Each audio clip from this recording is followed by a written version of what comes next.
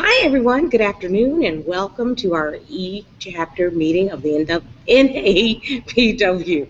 I'm here in Chicago in our office this week for our 2016 planning meeting. So you get me with no makeup, no glamour, just star in the raw. That's the beauty of our eChapter meetings. You can participate from wherever you are. And I really want to thank you today for joining us as we observe Breast Cancer Awareness Month at NAPW and here on our eChapter. And I want to commend you for your continued support of our eChapter. I'm giggling because we now have over 4,500 members, which is phenomenal for a 6-week-old venture. Let's keep our growth and momentum going. I want you to spread the word about this fantastic virtual chapter throughout your physical chapters and among members of your personal network. I believe we can hit 10,000 members by the end of the year. Tell me that wouldn't be amazing. October is a big month, as you know, on the Foundation Calendar, with our focus being squarely on Breast Cancer Awareness Month. Our 200-plus local chapters will host events around the Breast Cancer Awareness theme. And we have a fantastic meeting planned for you today with an outstanding panel of organizations, an outstanding panel of women to talk about their work around breast cancer awareness and their efforts to assist organizations and support survivors. You'll learn more about them shortly. You'll also meet 3 outstanding VIP members in our VIP Spotlight segments, and they are all inspiring in their own way. I really can't wait to hear their stories of success. One last thing before I turn the meeting over to Louise, I really do want to encourage you to participate in our polls throughout the meeting as well as our chats. I love this interactive aspect of the meeting. It gives us some great insight on our attendees and what you're looking for in your eChapter. So, without further ado, it is my pleasure to introduce Louise Newsom, the president of our New York City chapter and NAPW's National Director of Local Chapters. She and her team will spearhead our eChapter today, and she will facilitate today's meeting. And maybe a little later, I'll give you a tour around our Chicago office. Louise? Thank you, Star. You look beautiful in your pink shawl, gorgeous. And welcome NAPW members to our NAPW eChapter, which goes pink this month in recognition of breast cancer awareness. Since we launched the eChapter in early September, as Star mentioned, we have grown to over 4,500 members. The engagement at our eChapter events and on the eChapter activity wall tells us that this platform is a hit and a much needed addition to our member benefits. The eChapter has enabled all our members of NAPW to be part of a networking community, especially for those who do not have a local chapter in their area. I welcome all the attendees, and I'm truly honored to be the host of NAPW's National eChapter, our virtual online chapter for NAPW members only. At our eChapter events, we encourage you to be connecting with your fellow members and, of course, asking questions along the way. And you will see the chat bar on the right side of your screen. And if you want to specifically ask a question today, please click the little arrow and the chat box icon where you type and click Ask a Question. This will highlight your questions and enable me to bring you into the conversation with our panelists today. We also have on the line today some additional corporate moderators to assist you or just chat with you along the way. They are Talia Cardiello, the Director of Membership Services, who you'll see chatting along with you today throughout the event. Sam Picorni, the local chapter manager, who will do her best to offer any technical assistance that's needed. And Kim Brown, National Director of Editorial and Communications, who will be inviting and encouraging you to chat with each other and ask questions to share with our panel. Please understand that we might not have time to go through all the questions today, and we appreciate your patience and understanding. You will see also several times during the event a poll pop up on your screen. Please take a minute to answer the questions, as we will share the results during the panel discussion. Also, post-event, there'll be a short survey sent out with the recorded version of today's event. Please take a few minutes to fill this out. Your feedback is very important to us. The agenda for our event today is that we'll be showcasing 3 VIP member spotlights before we invite our panelists on to raise awareness with our NAPW Foundation partner, the Breast Cancer Research Foundation, BCRF. So for our first spotlight today, I'd like to introduce Eva Kennedy. Eva is a professional and accomplished female. She achieved a key leadership role in the 1% of all state insurance, a Fortune 500 company. The only African-American leader to attain a business role in the claims department, responsible for designing, developing, and implementing countrywide operational procedures with a $4 billion impact on 15,000 employees. She is an effective leader with over 25 years of management and leadership experience.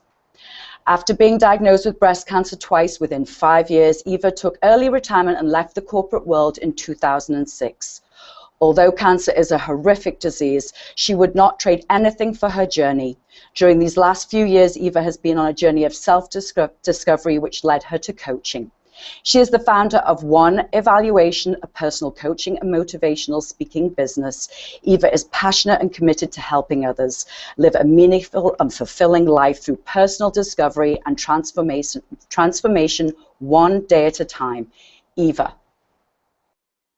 I am grateful to God and excited to be here celebrating with you another year. I am a breast cancer survivor, 12 years cancer-free. I have learned as a result of cancer to treat each day as a gift and thankful to be sharing this gift of life with you today. Today I want to talk about empowerment, and I begin by asking the question, what would it be like if not one more day goes by without you?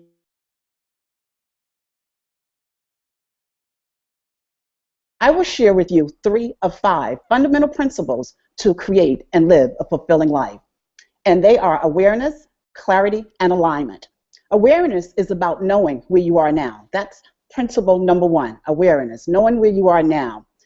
And those areas include balance. Where is your life out of balance? The second area is values. Values are who you are. So it is important to be able to articulate and prioritize your top 5 values. This will help you make consistent decisions and take committed action. Brand. Regardless of where you are in your life, regardless of whether you're in the workforce or not, we all have a brand. Personal branding is a natural aspect of how people evaluate one another. And because of social media, it is so important that you're consistent across all areas. The second principle is clarity. And clarity is, where do you want to go? In order for you to, I'm sorry, I just stumbled. Clarity is, where do you want to go? The first thing you need to know is vision. You need to know what you want in order to get what you want. The second one is goals. Setting goals will give you long-term vision, short-term motivation, and self-confidence. Purpose. What is my life purpose? As you grow and work on improving your life, what is my life purpose? Maybe a question that you ask yourself to live more authentically with a great sense of purpose and a fulfilling life. Principle number 3, the last one, is alignment. And this is where you get the opportunity to re-examine, connect, and confirm with the areas that I discussed in principles number 1 and 2. And really thinking about, are you synced up? And the question you may ask yourself is, what do I need to do to truly live in alignment with my values and vision and be the fullest of self-expression in all areas of my life? So to recap, 3 of 5 fundamental principles to create and live a fulfilling life are awareness, clarity, and alignment. Thank you. Shout out to all the breast cancer survivors, and thank you, NAPW, for this opportunity. Thank you, Eva. Our next VIP spotlight, Agatha Johnson, is founder and CEO of Prosperity Wealth Management, LLC, a fee-only financial planning and wealth management firm. Agatha Johnson is a certified financial planner and also obtained the certification as a private wealth advisor through IMCA at the Booth School of Business in Chicago, Illinois. This certification focused on the technical aspect of wealth and behavioral finance. To enhance her ability when working with families and individuals' wealth, she earned her certification as an executive coach and her certification in administering and coaching with the Myers-Briggs assessments. Agatha and her team recognize your life is always evolving and transitioning into another life event or stage. So your financial plan and choices should evolve as well.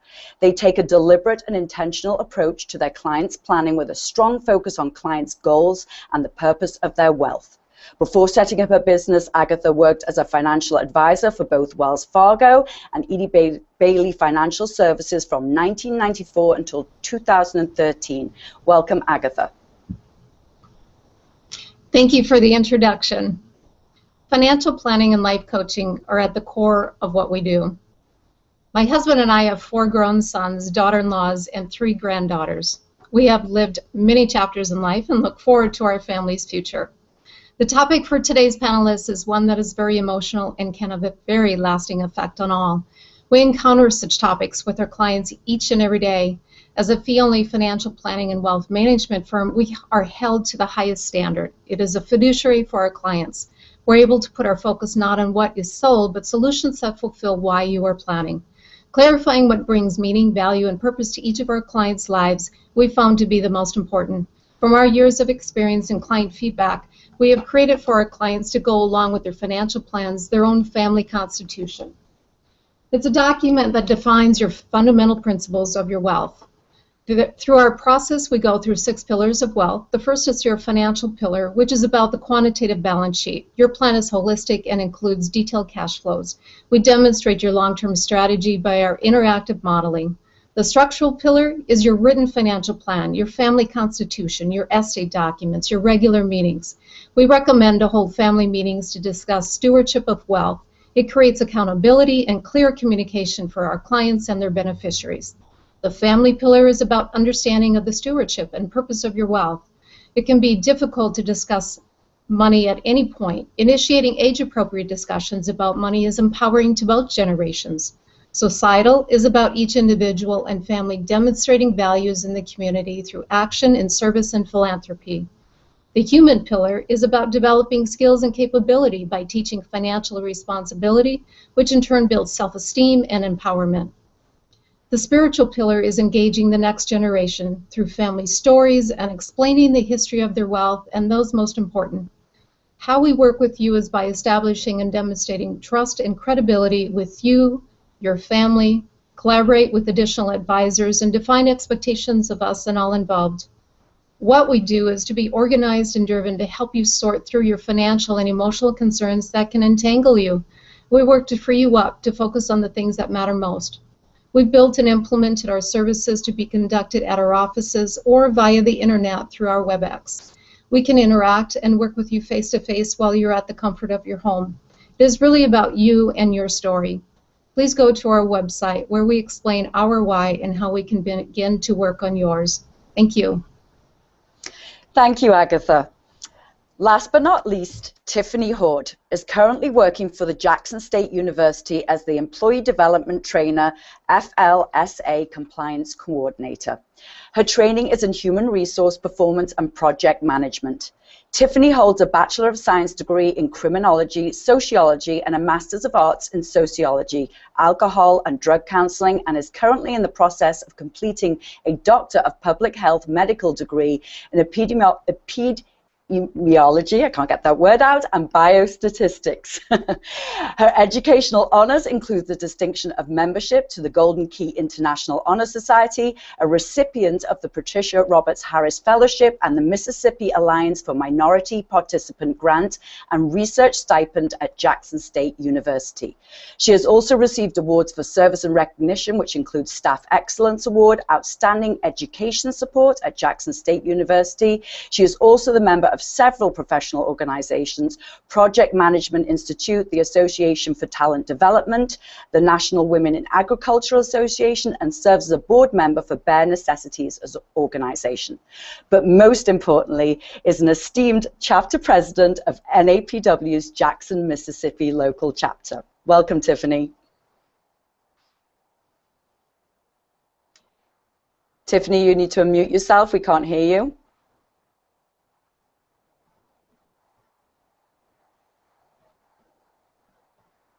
Okay.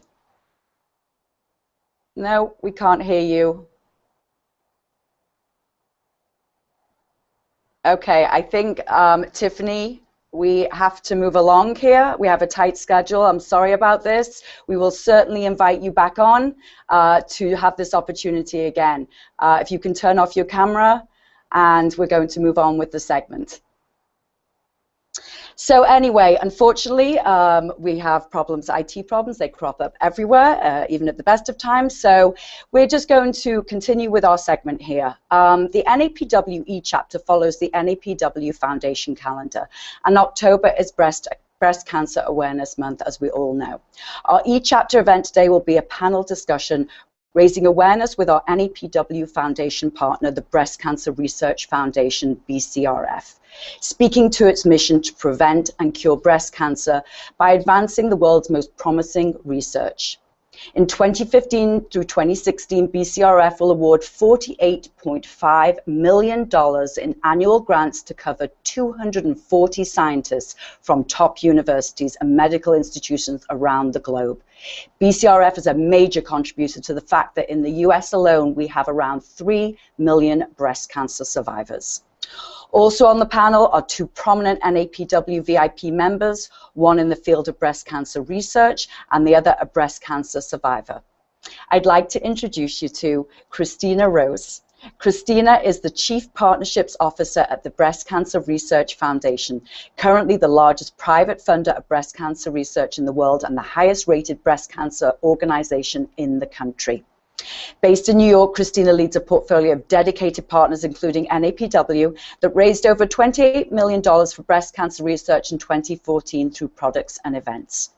Christina served previously as Vice President of Marketing and Partner Strategy at Red, the global brand founded by U2's Bono to raise funds for AIDS relief by engaging businesses and consumer power. In 2007, Christina joined the NASDAQ organization to become its first dedicated marketing and partnerships leader. In her 5-year tenure, she helped Red raising nearly $200 million to fight AIDS, reaching over 40 million people on the ground with life-saving programs. Christina came to Red following a career focused on brand building at some of the world's leading marketing agencies, including Young and Rubicam, Grey Worldwide, and McCann Erickson. Christina resides in Latin America while serving as a global development volunteer, or resided in Latin America while serving as a global development volunteer, with service focused on microfinance for women's businesses, childhood education, and community development. Christina holds a BA from Princeton University. Welcome, Christina. You can actually come on if you would like and unmute yourself while I introduce the rest of the panelists. We have... Wonderful, great, Christina. We can hear you, but we can't see. Now we can see you. Welcome. So our next panelist, Yelena Novick, MD, FACP, is a breast cancer medical oncologist and associate professor of medicine at NYU, Perlmutter Cancer Center at NYU Langone Medical Center, serves as the deputy director of Bellevue Cancer Center and a VIP member of the National Association of Professional Women. Yelena's skills and areas of expertise include breast cancer and specializes in conducting clinical trials in the area of cancer treatments and cancer research. Yelena's passion is to reach out, educate, and enhance the conduct of clinical trials in cancer. She says performing clinical trials is critical to develop better screening, diagnosis, and treatment of cancers.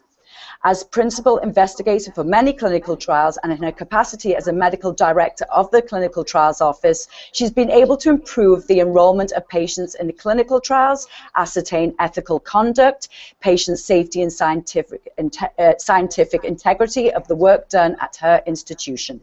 She also carries the important role of chairing the Institutional Review Board for the School of Medicine, overseeing the human subjects protection in clinical research, educating future physicians, nurses, research coordinators, and the public is a very important part of her responsibilities.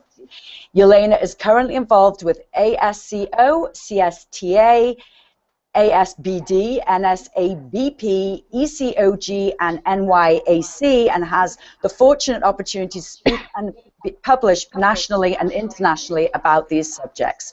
Yelena, I welcome you. If you can bring yourself onto the screen and unmute yourself, that would be great, as I introduce our third and final panelist. Welcome, everybody. Hi, Yelena. Welcome. So our third and final panelist is Dana Donofrey. Dana is the founder and CEO of Anna Ono, an intimates and lifestyle apparel line for women who've had breast surgery due to cancer or another personal decision. As a young breast cancer survivor herself, Dana started the line to empower women and help survivors feel beautiful, confident, and proud. She is a graduate of the esteemed Savannah College of Art and Design and has over a decade of experience working in the fashion industry with such companies as Hang Ten, Kaufman Franco, and children's accessory powerhouse Goldberg. Her skills run the gamut from couture to startups and design to merchandising to development and production. Her line has been featured in USA Today, People, InStyle, Shape, Forbes, Today.com, the Daily Mail UK, Metro UK, and several other fashion and lifestyle blogs across the globe. She was the first prize winner in 2015's FedEx Small Business Grant Competition, and Anna Ono is one of the top 10 finalists vying for a Super Bowl ad in this year's Intuit Small Business Big Game Contest. Anna, bring yourself onto the screen and unmute yourself, ladies. Welcome, Anna. Hello. Yelena, if you can unmute yourself. You're still muted. There we go. Wonderful. Well, welcome, ladies. It's truly a pleasure an honor to have you all on the line today and joining our eChapter event. As we open up our discussion today, ladies, I'd like us to be thinking about three areas of focus: research, education, and policy.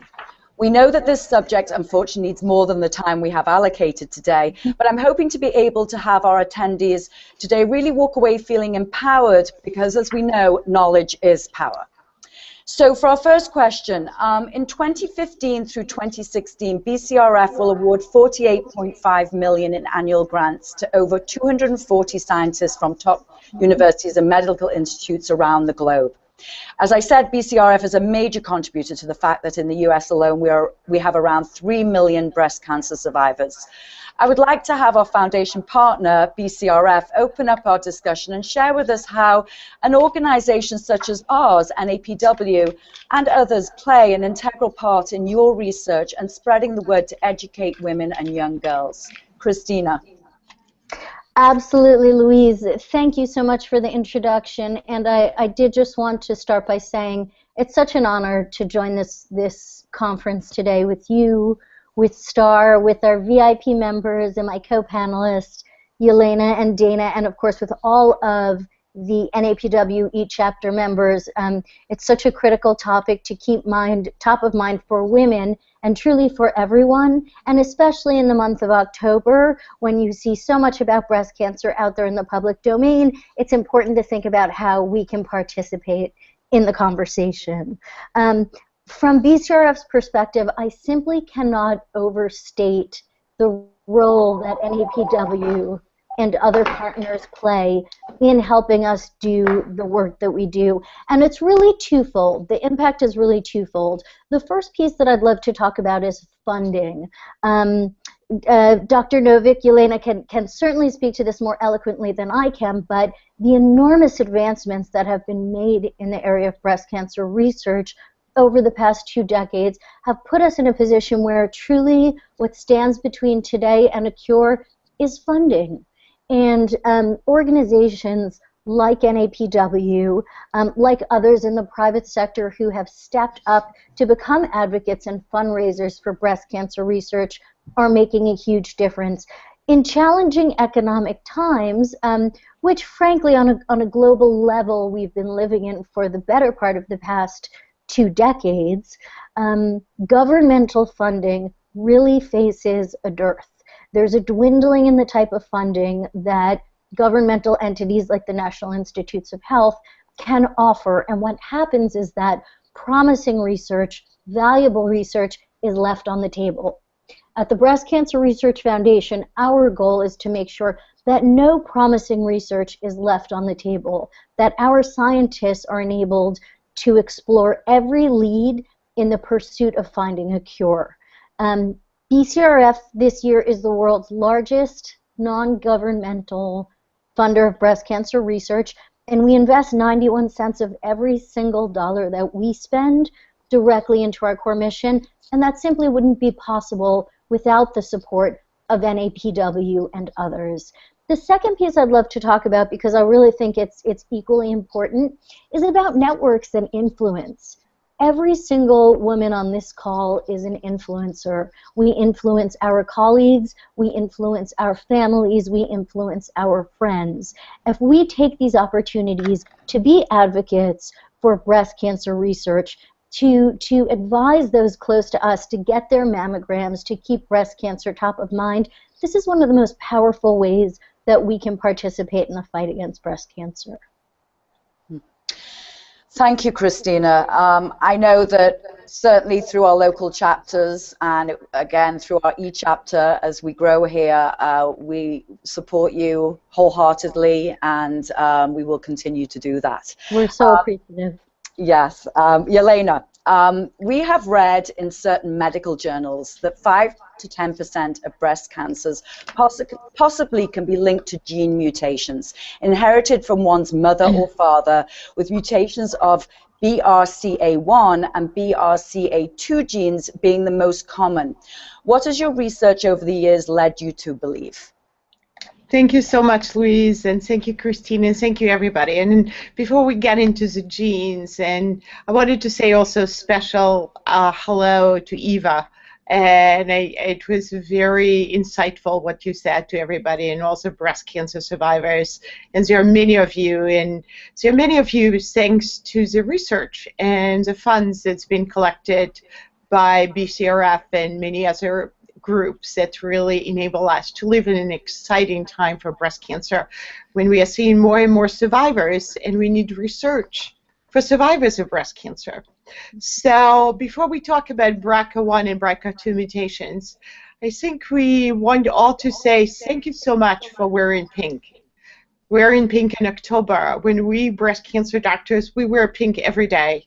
And if you don't see it in our clothing, we wear it in our heart. So please share the pink with us, because we really care and we love our patients, and we want to do the best of what we can. And we do really live in a very exciting time, because our discoveries in breast cancer research enable us to help our patients, for them to live longer, to have discoveries in their genes, in the molecular pathways, the funky words that we use, that really change the face of breast cancer, and that we more and more frequently use the word survivors, talk about the genes, and talk about things that we haven't been able to talk about 20 years ago. And that's really the network of women that we are addressing today, the professional women, the activists that, you know, used to be the activists for voting rights, and now the activists to support the fight against disease that afflicts the women. As we all know, breast cancer is the most common cancer that afflicts the women. It's the second common cancer that kills the women. So we still need the support of the ladies that support the professional organization and something like NAPW. Go back to the question, Louise, you directly asked to me. Yes, BRCA1 and BRCA2 mutations are the most common genetic mutations that are related to the cause of breast cancer. And you may be surprised that they were discovered by a woman, by the way, approximately 20 years ago, and they still remain the most common mutations related to genetic breast cancer. But genetic or familial breast cancer is really comprises a minority of breast cancer. Most breast cancers are not caused by familial or genetic mutations. They come, we don't know exactly why, and they are still the sources of research that hopefully we'll be able to get from the government and from the foundations such as BCRF will enable us really to understand. And the genes will lead the way. I think understanding where there is a breakup, why the cancer arises, will help us to understand where and how to find the cancers, and leads the way to better understanding how to catch it early, how to treat it, and how to keep our women alive and surviving the breast cancer.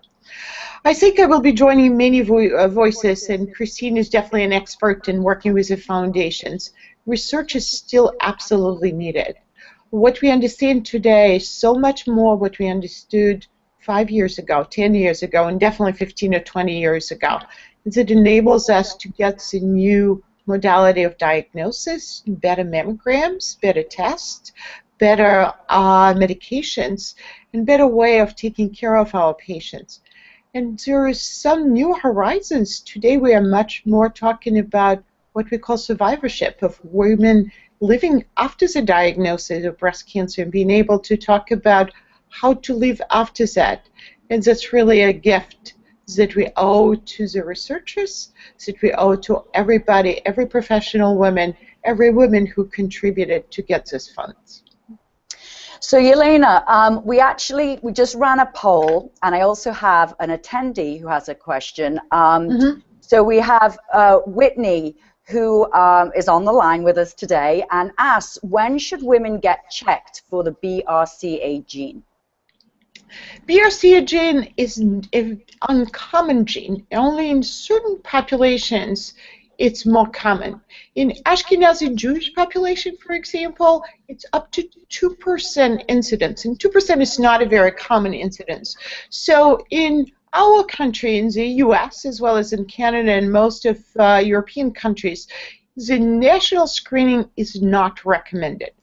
So genetic counseling and genetic testing is recommended for families where there are frequent breast and ovarian cancer. So for somebody who has 2 first-degree relatives, first degree means a mother and a sister, or a mother and a daughter, then genetic counseling and testing is recommended.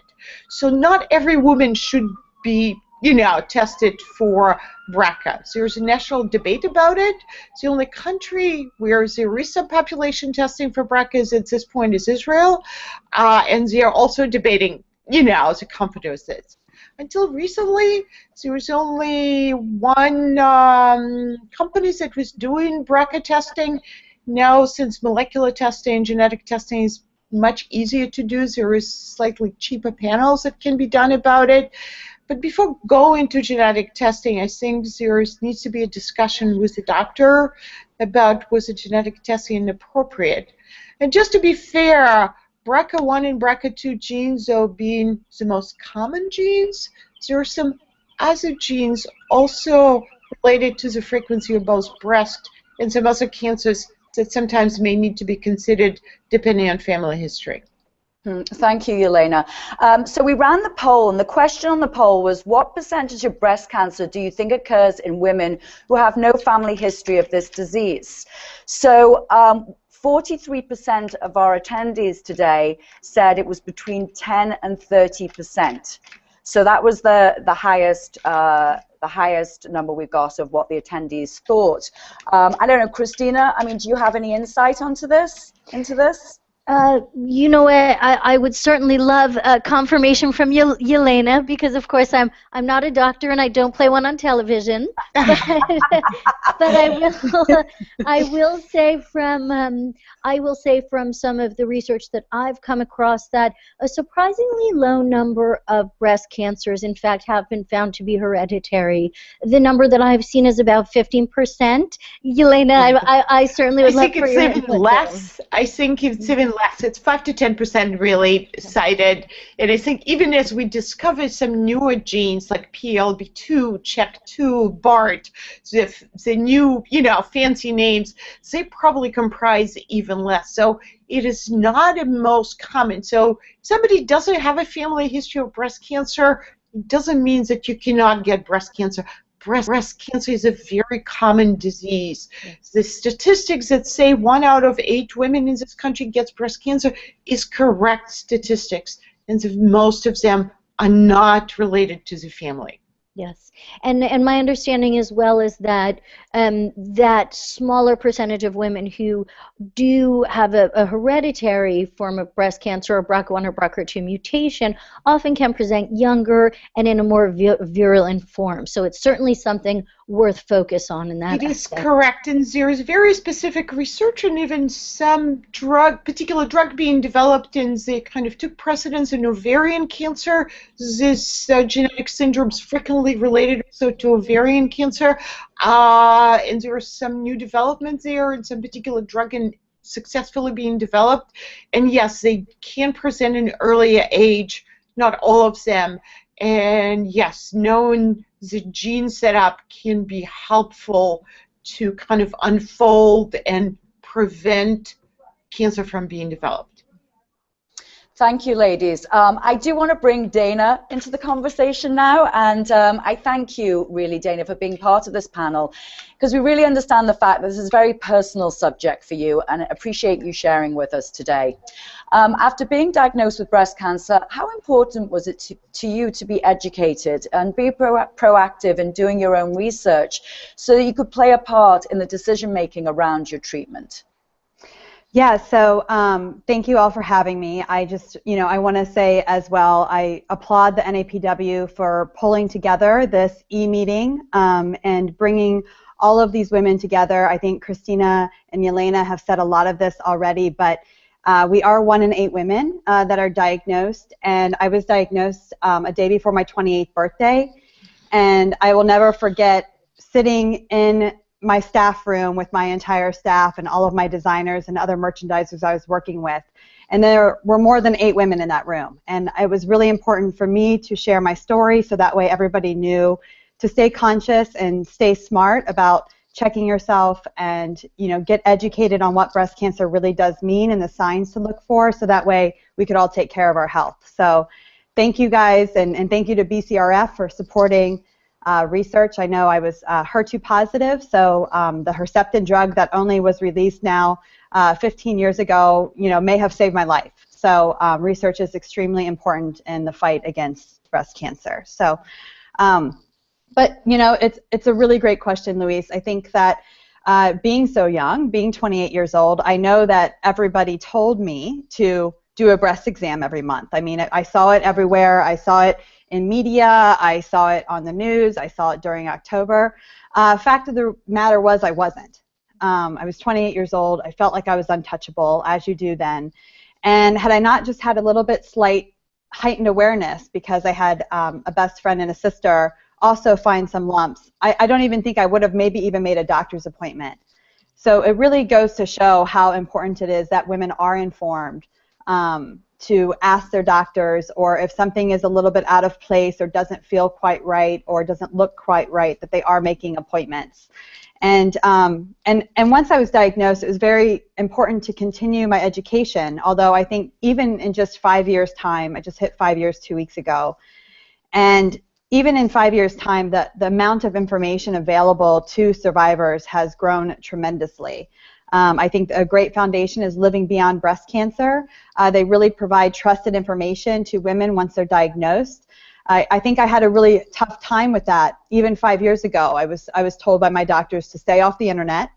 Don't go typing in what does HER2 positive mean, because the internet hadn't caught up. You'd hear a lot of really horrible stories that you just didn't want to hear.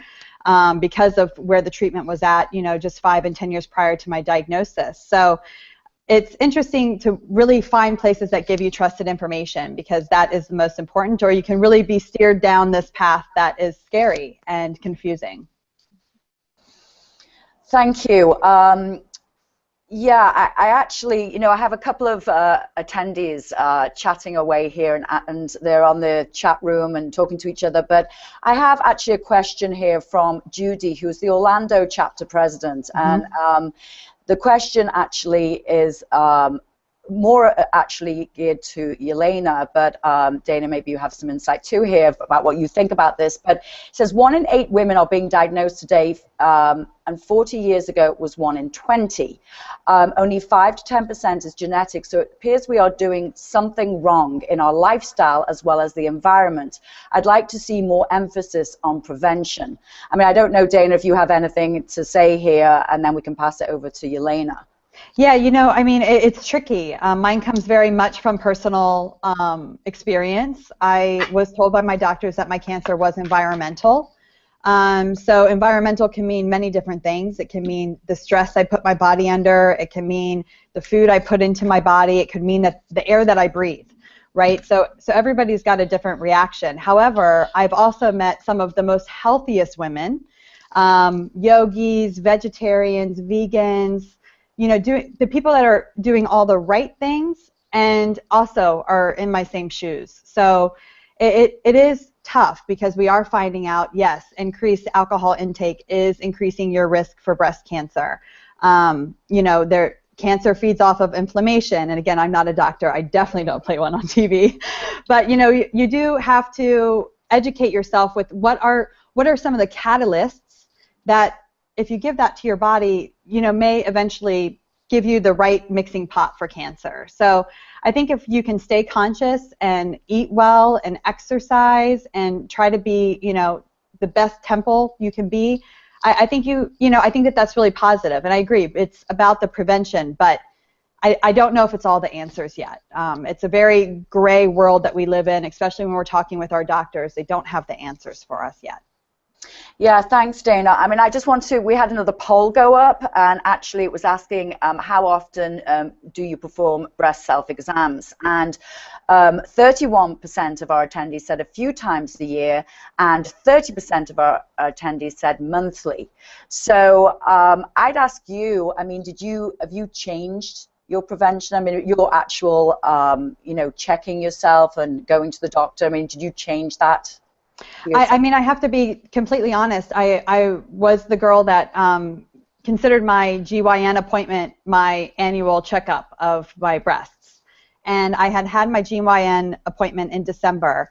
I found my lump 3 weeks later in January, meaning that it either wasn't there or my doctor missed it. But I didn't feel it prior, and she didn't feel it prior. So it happened very quickly, and my cancer happened to also be very aggressive. So that happened within a 30-day window. So I urge every woman to just mark it on the calendar. If you have prescriptions that you take once a month or once a week, add it on to some other part of your routine so you are always doing it once a month, because you can have very quick change within 30 days. But now I went forward with a double mastectomy, so I don't have to do as many breast exams, but there still can be leftover cells and tissue. So I do still check my mastectomy area, make sure there's no weird lumps, and if there is, I immediately go to the doctor. So it is important to just take action on yourself. Yelena, I mean, those visits to the gynecologist, I mean, we know as women we tend to put ourselves on the back burner of our list of to-dos, and I know myself, I've changed the appointment 3 times, and, you know, because I can never get there, there's something else to do that's seemingly more important. How important is it to keep up with those checkups? Absolutely. Women, take care of yourselves. Be the angel for yourselves. Absolutely. Clinical breast exam by either gynecologist or primary doctor absolutely are recommended, especially for younger women when there's no mammograms or that are recommended after age 40 or 50.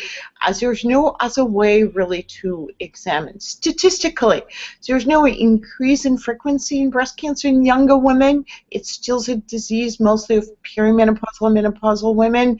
But yes, we do see breast cancer in younger women, and clinical exam is the only thing really that can find it. So yes, having a good, appropriate breast exam by an experienced clinician is absolutely, you know, necessary. And yes, an experienced gynecologist and some experienced, you know, internist or medical doctors will be able to do this.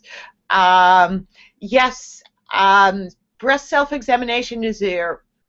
Good things. Theoretically, if you have trained your fingers, they should be able to find a breast lump that's smaller, because for untrained fingers, first time around, you find something which is 2 centimeters, which is already quite big.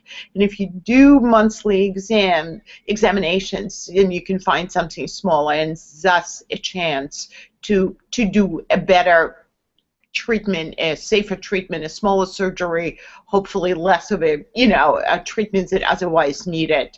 It's a difficult thing, and it's once a month if you do really religious self-exams.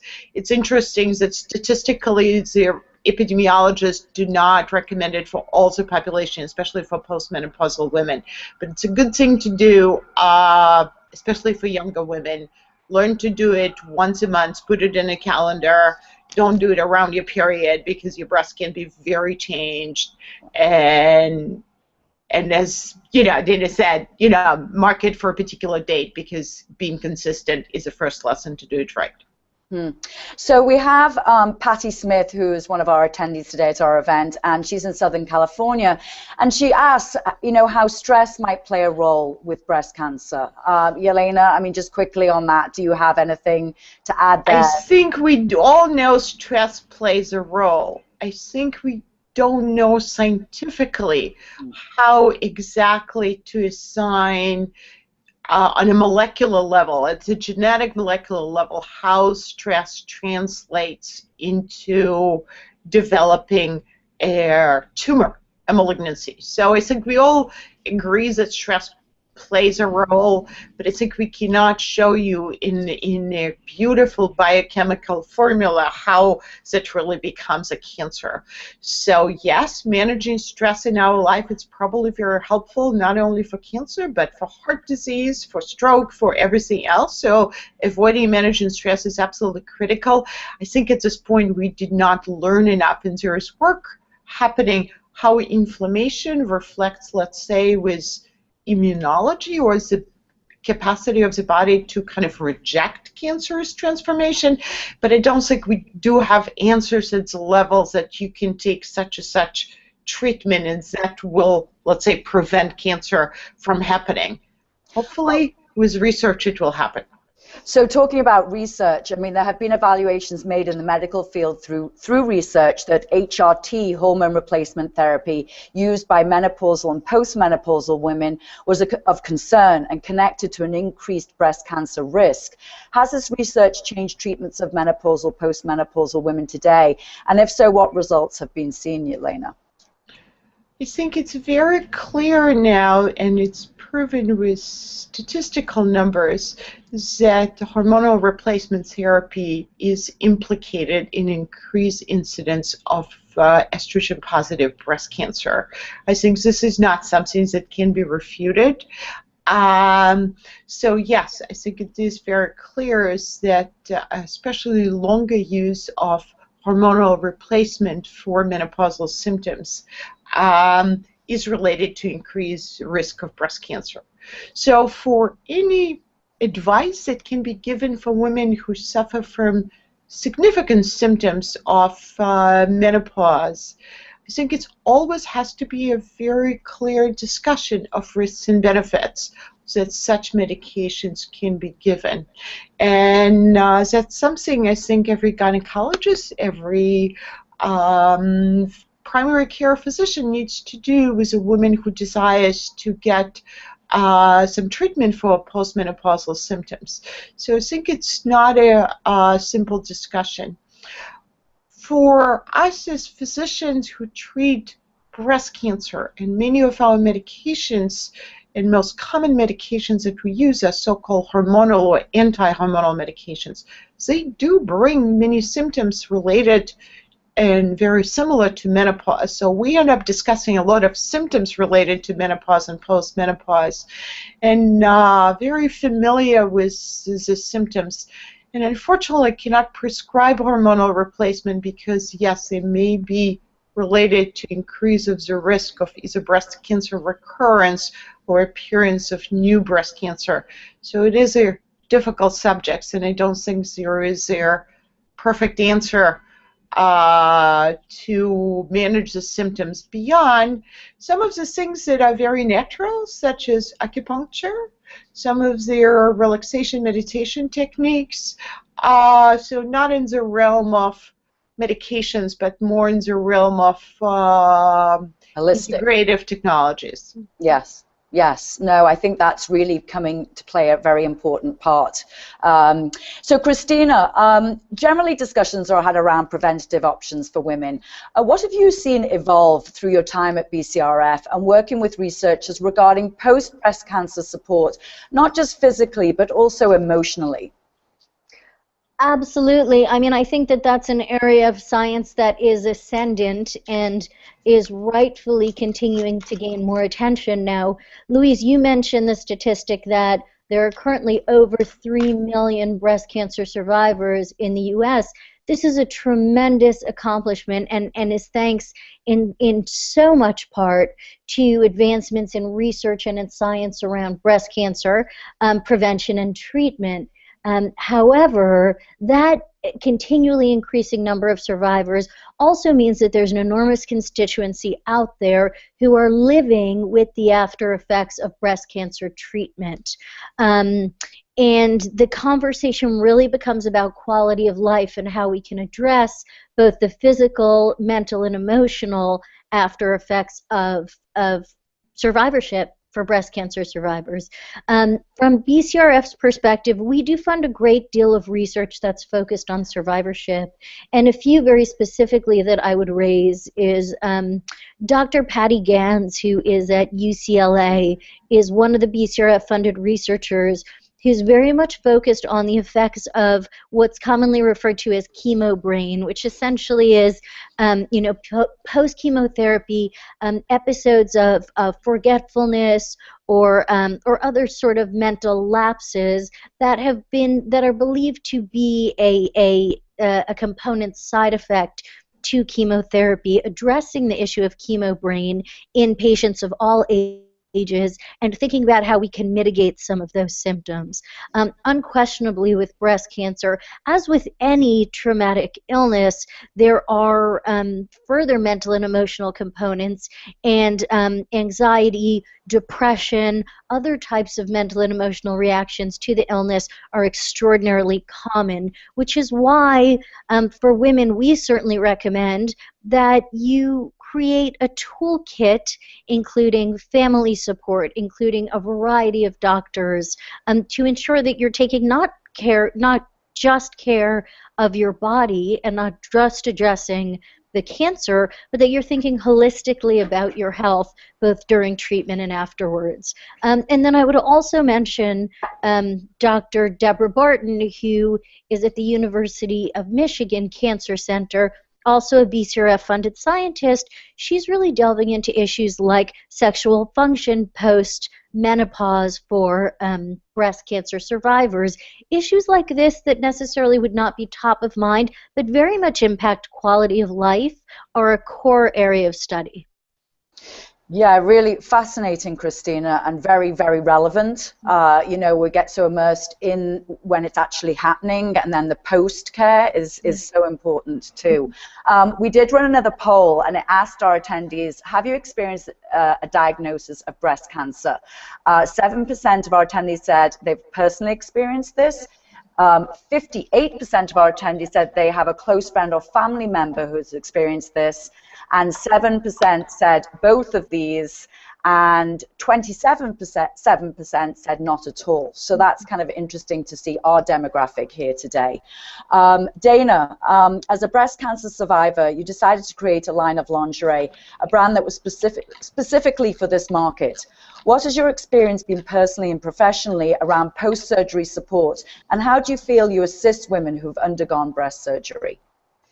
I think that this is a great question, and Christina, I'm glad you brought up this life after cancer, because this is really what a lot of us are struggling with, is how do you get back into these routines and these things that you are dealing with, and intimacy is a huge topic of conversation. And that was really what led me into launching the lingerie line. I had been in fashion design for a very long time, but I didn't feel right in my own skin. And I was already having trouble with the body image of doing the double mastectomy and seeing the scars and no longer having breasts and all of those things that are involved. But then when it became to, maybe being intimate with my husband or feeling sexy or feeling good about myself, the only thing I could wear was a sports bra.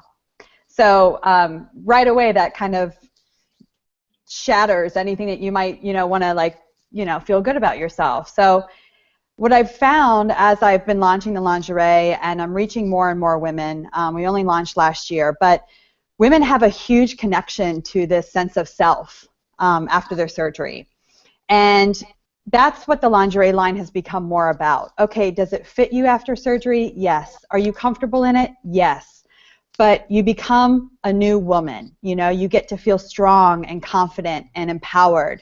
I think, we all get dressed in the morning in the similar fashion. We have to take a shower. We have to look at our bodies in the mirror. And then we go into the closet to figure out how we're going to dress for the day. And that day starts with your underwear. So if you're always adjourning hot pink sports bra because it's the only thing that fits you, you may not conquer the world in that business meeting that you want to conquer. So, but for me, it's been a huge, personally and professionally. I mean, starting a business is by far one of the toughest things I've done besides beating cancer, but it's a lot of fun, and the women are what keep me going. They're huge inspirations. I've cried tears of happiness with so many women because it allows them to feel better about themselves. Sorry if I get choked up. It is the reason why this exists, and it's part of living this life after cancer. So it's extremely important. Thank you, Dana. I do want to invite Star back on. Star, are you there to come back on the camera and mute yourself? Because I know that you have a question for all of our panelists today, and we are getting close to the end of our call, our webinar here. I have to tell you, I have been sitting here, and I was actually typing. I got wrapped up and wiped away in Dana's story, and I actually was writing now, but I can say it, that how grateful I am to all these women for sharing such intimate details of their own health journey. And a lot of people can't do that, and you don't have an obligation, but the fact that you all have, you don't know how many lives that you will save today. And just knowing that you've contributed to that, I am so grateful that we had the opportunity to share here during our eChapter meeting. In a way to just summarize and to put a button on this, because it's a journey. What advice to our survivors who are on the panel, what advice would you give those who get the blues?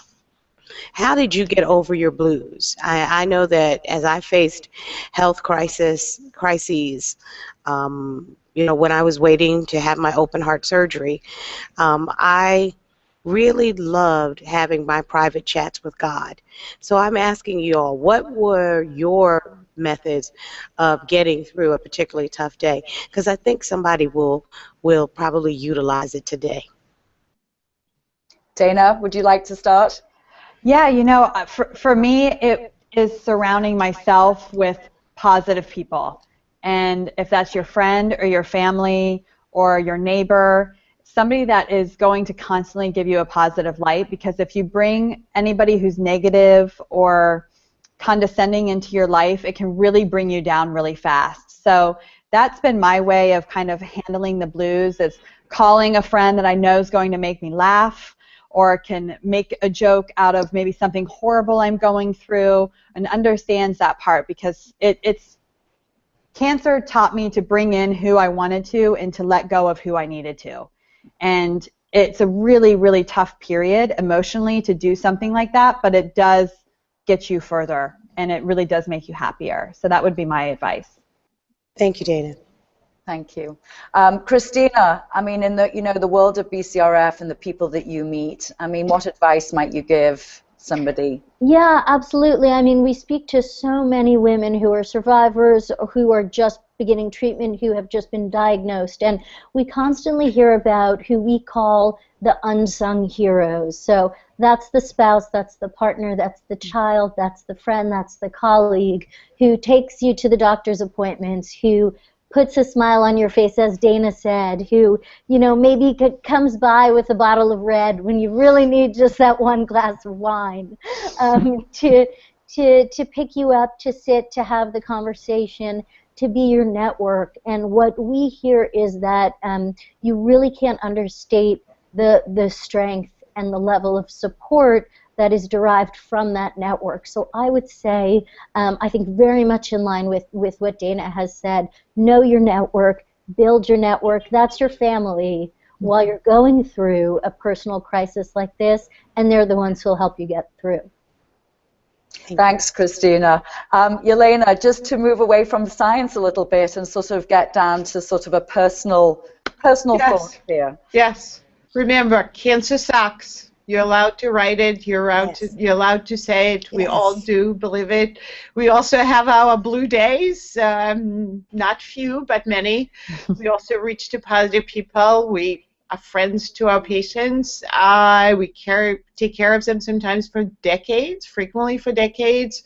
Yes, we absolutely believe for support, and it's a huge network for breast cancer. So wear pink wherever you want it, in your mind, in your heart, in your soul. Listen to positive music, talk to each other, and support fight against cancer. That's the most important thing. Cancer sucks. You know, Louise, I have to tell you, these ladies have really put a button on it for us today, and I am so grateful to everybody for sharing.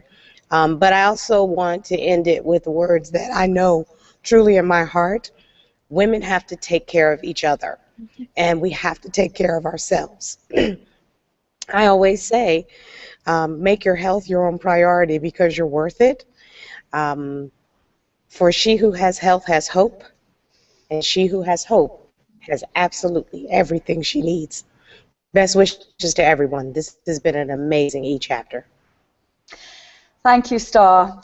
Thank you, ladies. It's a shame that we can't continue because there's so much more to talk about. And, you know, we'll come back again and we'll touch the subject definitely another time very soon. I'm happy, though, to say that I feel that we covered some ground today on our focus of research and education and policy.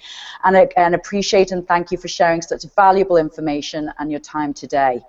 As we wrap up our Breast Cancer Awareness eChapter event, I would like to thank our panelists, Christina Rose, Yelena Novick, Dana Donofree, and our VIP member spotlights, Eva Kennedy, Agatha Johnson, and Tiffany Hord. Will get you back on again.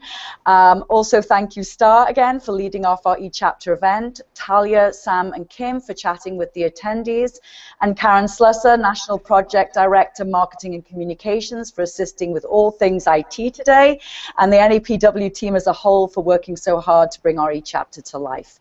We'll be hosting the eChapter bi-weekly until the new year, following the NAPW Foundation Calendar each month, just as all local chapters do. Our next event is October 21st at 4 p.m. Eastern and is Bullying Awareness Month on the NAPW Foundation Calendar. We'll be inviting NAPW VIP members in the field of human resource and psychology to be part of a panel discussion on how to manage a workplace bully and what support and legal policies are available to anyone in this situation. Star launched our hashtag NAPW Goes Pink campaign in Boston last week, which will run for the month of October. We are asking members and local chapters to take pictures of themselves, their chapters, their friends and family, supporting this campaign and post on social media, and don't forget the hashtag. Corporate events coming up are the Professional Diversity Career Fair in Washington, D.C., October 20th from 10 till 3 p.m. at the Embassy Suites, Crystal City. And, of course, our NAPW National Networking Summit, which will be held in New York City, November 6th, at the Metropolitan Pavilion from 11 a.m. till 6 p.m.